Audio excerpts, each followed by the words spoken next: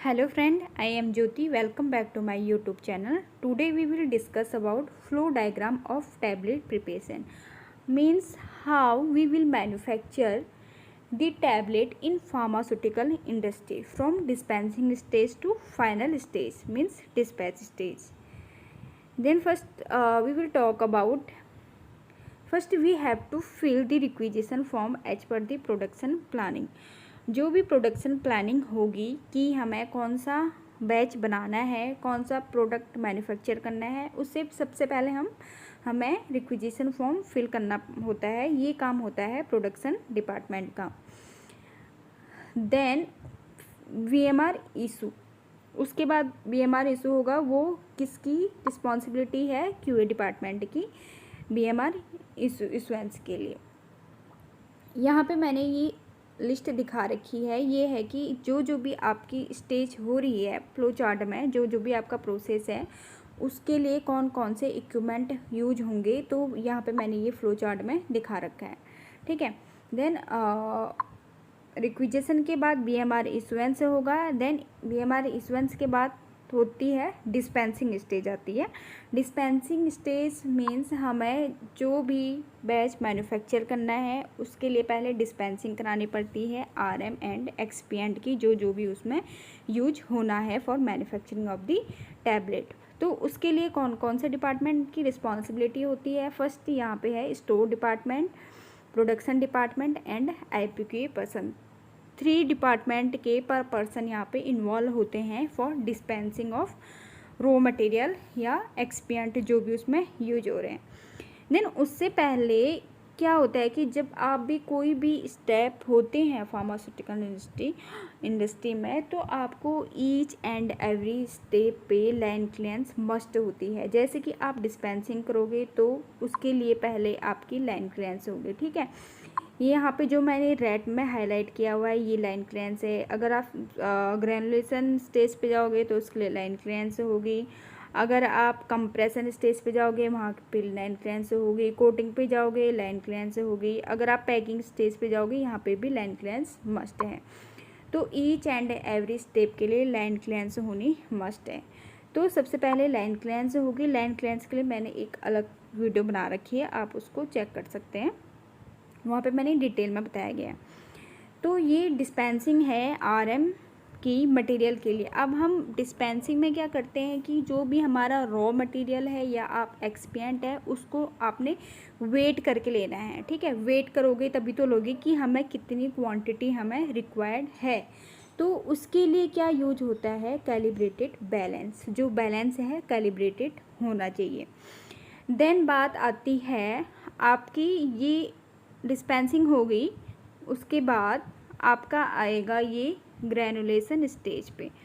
Granulation stage पे जब आपका आएगा तो आप वहाँ पे क्या करोगे कि वेट को रीचेक करते हो। ये प्रोडक्शन डिपार्टमेंट करता है दोबारा की वेट चेक करता है यहाँ पे कि जो हमारा मटेरियल डिस्पेंस हुआ है वो एग्जैक्ट क्वांटिटी का है या नहीं है, तो उसके लिए भी कैलिब्रेटेड बैलेंस।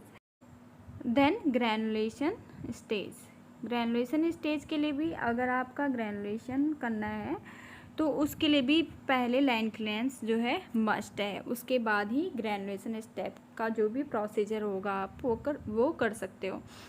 तो अगर आप dry mixing, wet mixing, direct compression कोई भी मेथड से बना रहे हो, टैबलेट की मैन्युफैक्चरिंग कर रहे हो, अगर आपका वहाँ पे शिफ्टिंग हो रहा है तो आप शिफ्टिंग के लिए कौन सा इक्विपमेंट यूज करोगे? Mechanical shifter.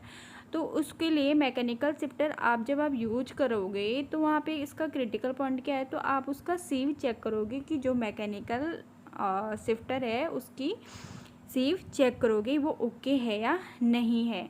चाहे फिर आप, मैंने यहाँ पे ग्रैनुलेशन पूरा दिखा दिया है, ग्रैनुलेशन स्टेप आप कोई भी मेथड से बना रहे हो तो यहाँ पे डिस्पेंसिंग के बाद क्या आ गया? Granulation step. ग्रैनुलेशन के बाद बात आती है आपकी कंप्रेशन की। जब आपका मटेरियल जो है ग्रैनुल्स बन जाते हैं, ग्रैनुल्स बनने के बाद सैंपल जाता है क्यूसी डिपार्टमेंट में, सैंपल जाता है। और किसके लिए सैंपल जाता है? वो आपका ब्लेंड सैंपल जाता है। ठीक है। ब्लेंड सैंपल जाता है तो उसका रिजल्ट चेक होगा, उसका ऐसे चेक होगा जब उसका ऐसे पास हो गया उसके बाद आप जाओगे कंप्रेशन स्टेज पे। उसके बाद क्या आता है, ग्रेनुलेशन के बाद आएगा आपका कंप्रेशन स्टेज। कंप्रेशन स्टेज भी आपको लाइन क्लियरेंस मस्ट है पहले। तो कंप्रेशन स्टेज के लिए चाहिए आपका कोई भी कंप्रेशन मशीन कितने स्टेशन की यूज हो रही है, चाहिए आपकी 16 कंप्रेशन मशीन यूज हो रही है, 55 हो रही है, जो भी आपकी कंप्रेशन मशीन है उसके लिए जो भी कंप्रेशन मशीन है वो आप यूज करोगे for the compression of the tablet. ठीक है, उसके बाद कंप्रेशन के बाद भी आपका जो है यहाँ पे क्या चीज़ आप चेक करते हो, कंप्रेशन फोर्स स्पीड ही चेक करते हो। तो इसके लिए भी टैबलेट अगर आपकी कंप्रेस हो जाती हैं तो वहाँ पे भी क्यूसी में सैंपल जाता है। ठीक है, क्यूसी को सैंपल जाता है जो कि होता है सेमी फिनिश्ड सैंपल। तो जब सेमी फिनिश्ड की रिपोर्ट आ जाती है फिर उसके बाद हम नेक्स्ट स्टेप पे जाते हैं, कोटिंग स्टेज पे जाते हैं। अगर आपका कंप्रेशन स्टेज पे पास हो गया सैंपल तो उसके बाद जाते हैं कोटिंग पे। ठीक है, कोटिंग के पहले भी आपकी लाइन क्लियरेंस होगी। ठीक है, अगर आप कोटिंग पे चाहिए आप कोई, मैंने यहाँ पे फिल्म कोटिंग दिखा रखा है, चाहिए आप जो भी कोटिंग कर रहे हैं, शुगर कोटिंग कर रहे हैं, फिल्म कोटिंग कर रहे हैं, एंट्री कोटेड कर रहे हैं, तो कंप्रेशन के बाद होएगा आपका फिल्म कोटेड, जिसके लिए आपकी कौन सी मशीन यूज होती है, कोटिंग मशीन यूज होती है। तो उसके लिए आप क्या क्या पॉइंट चेक करते हो, main coating pan speed and spray speed कितना है, कि आपका स्प्रे कितना हो रहा है कोटिंग होने के लिए, टैबलेट की कोटिंग होने के लिए। उसके बाद भी यहाँ पे क्यूसी को सैंपल जाता है आफ्टर कोटिंग। ठीक है, आफ्टर कोटिंग के बाद टैबलेट का इंस्पेक्शन होता है। ठीक है, जो भी आपके डिफेक्टेड टैबलेट होते हैं उसको आप निकाल देते हो। ठीक है, और जो सही टैबलेट होते हैं उसको आगे सेंड कर देते हो। उसके बाद आपकी होगी पैकिंग स्टेज। पैकिंग स्टेज भी तब होगी जब आपका फिल्म कोटिंग का रिजल्ट जो है पास होएगा। अगर आपका डीजो है तो डीजो पास होगा। ऐसे जितने भी टैबलेट के पैरामीटर्स होते हैं वो सारे पास होने चाहिए। उसके बाद होगा आपका पैकिंग स्टेज। पैकिंग स्टेज पे उससे पहले भी एलसी कंपलसरी है, मस्ट है। एलसी तो ईच एंड एवरी स्टेज पे मस्ट है। आप पैकिंग की बात करें तो आप यहाँ पे कौन सी पैकिंग हो रही है, चाहे येलो पैकिंग हो रही है, ब्लिस्टर पैकिंग हो रही है, चाहे आपकी स्ट्रिप पैकिंग हो रही है, कोई भी पैकिंग हो रही है तो यहाँ पे पैकिंग होगी टैबलेट की। तो यहाँ पे हम चेक करते हैं कि सीलिंग रोलर का टेम्परेचर कितना है, फॉर्मर रोलर का टेम्परेचर क्या है। देन पैकिंग होने के बाद जब आपका पैकिंग हो जाता है तो उसके बाद होता है डिस्पैच। ठीक है, फिनिश प्रोडक्ट का आपका डिस्पैच होता है। पैकिंग के बाद फाइनल स्टेप आती है डिस्पैच की। अगर यहाँ पे बात करते हैं जब आपका फिल्म कोटिंग हो जाती है, ठीक है, पैकिंग स्टेज पे आ गया। पैकिंग स्टेज से पहले भी एक सैंपल जाता है फिनिश का।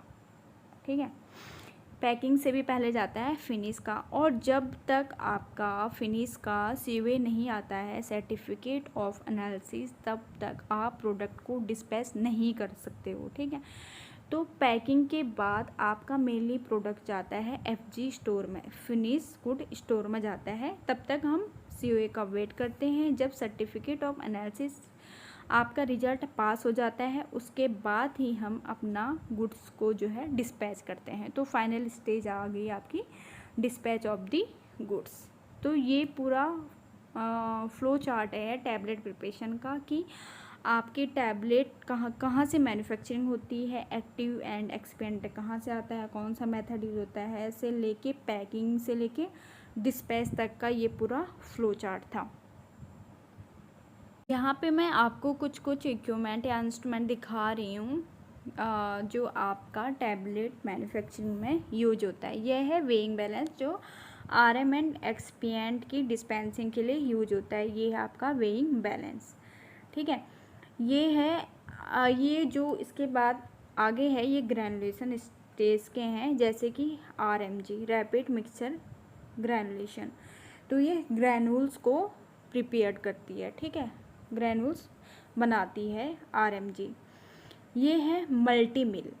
ये जो सारे मैं बता रही हूँ ये ग्रैनुलेशन स्टेप में भी में ही यूज होता है। ये है मल्टी मिल, ये है वाइब्रो शिफ्टर, शिफ्टिंग के लिए यूज होता है, मैकेनिकल शिफ्टर, ठीक है। चाहे आप या तो आप वाइब्रो शिफ्टर यूज कर रहे हो या आप मैकेनिकल शिफ्टर यूज कर रहे हो, जो भी है।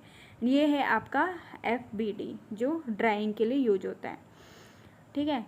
ये है ऑक्टागोनल ब्लेंडर जो ब्लेंडिंग करता है आपकी पाउडर की या ग्रैनुल्स की, ठीक है। कंप्रेशन मशीन जहाँ पे टैबलेट कंप्रेस होती हैं टैबलेट।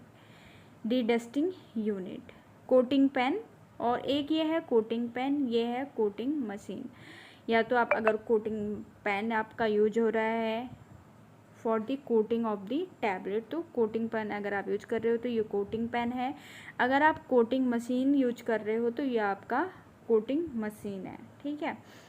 और ये है पैकिंग के लिए, यहाँ पे बस मैंने ब्लिस्टर पैकिंग ही दिखा रखा है। अगर आपका कोई भी ब्लिस्टर पैकिंग या स्ट्रिप पैकिंग, एलो पैकिंग जो भी यूज हो रहा है तो वो हो गया आपका पैकिंग के लिए, ठीक है। और यहाँ पे मैंने दिखा रखा है कि टाइप्स ऑफ पैकिंग, मैंने वहाँ पे दिखा रखा था कि पैकिंग के लिए ब्लिस्टर पैकिंग हो रही है, एलो पैकिंग हो रही है और स्ट्रिप पैकिंग हो रही है। तो यहाँ पे मैंने ऐसे ही छोटा सा एग्जांपल दे दिया ताकि आपको इजीली क्लैरिफाई हो जाए कि ब्लिस्टर पैकिंग क्या होती है, alu packing and strip packing क्या होती है। ये आपका है ब्लिस्टर पैकिंग, ठीक है। ब्लिस्टर पैकिंग मतलब क्या होता है कि इसमें एक साइड आपकी एल्यूमिनियम फॉयल होती है, एक साइड आपकी PVC होती है, इसको आप ब्लिस्टर फॉयल कहते हो, ठीक है। और एलो पैकिंग मतलब दो बार एलो पैकिंग आ रहा है, मतलब दोनों साइड आपकी एल्यूमिनियम फॉयल है। और ये आपकी होती है स्ट्रिप पैकिंग। तो ये है ब्लिस्टर पैकिंग क्या होती है, एलो पैकिंग क्या होती है एंड स्ट्रिप पैकिंग क्या होती है। और यहाँ पे मैंने छोटे छोटे जो है आपको जो है मेजर इक्विपमेंट होते हैं, क्रिटिकल इक्विपमेंट यूज होते हैं मैन्युफैक्चरिंग के लिए, वो मैंने आपको दिखा दिए हैं। आई होप आपको वीडियो अच्छा लगा हो। अगर आपको वीडियो अच्छी लगी तो please like share and subscribe my channel. Thank you.